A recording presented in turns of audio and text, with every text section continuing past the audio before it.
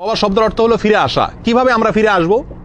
কোনো অন্যায় হওয়ার পরে লজ্জিত হয়ে আল্লাহর কাছে ক্ষমা চেয়ে ওই কাজটা আর করবো না, ওই পথ থেকে সরে যাব, এটা হলো তওবা। এটা হলো সাধারণ অর্থে তওবা। তওবার জন্য অনেকগুলো শর্ত আছে।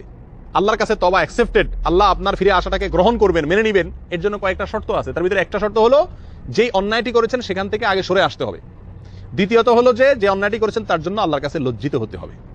তৃতীয়ত হলো ওই অন্যায় আজ জীবনে করবেন না, সেজন্য মনে মনে সিরিয়াস ভাবে সত্যিকার অর্থে আপনি প্রতিজ্ঞা করতে হবে। এই তিনটা জিনিস যখন পাওয়া যাবে কমপক্ষে, তখন তওবা কবুল হবে। আর যদি তওবাটা বান্দার হক সংশ্লিষ্ট কোনো অন্যায় থেকে তওবা হয়, যেমন কারোর টাকা মেরে খেয়েছেন, সেখান থেকে আপনি তওবা করেন, তাহলে সেখানে আবার এই তিনটা শর্তের সাথে আরেকটি শর্ত যুক্ত হবে। সেটা হলো যার হক মেরে খেয়েছেন তার হক তাকে ফিরিয়ে দিয়ে তারপর আল্লাহর কাছে মাফ চাইতে হবে। তার হক ঠিকই পকেটে রেখে দিলেন আর মনে মনে তওবা করলেন যে আল্লাহ আর কখনো করবো না, এক দানে এমন টাকা মারছি আর লাগবে না, তাহলে এটা কি তওবা হবে? এটা তওবা হবে না, বা এই তওবা আল্লাহ গ্রহণ করবেন না।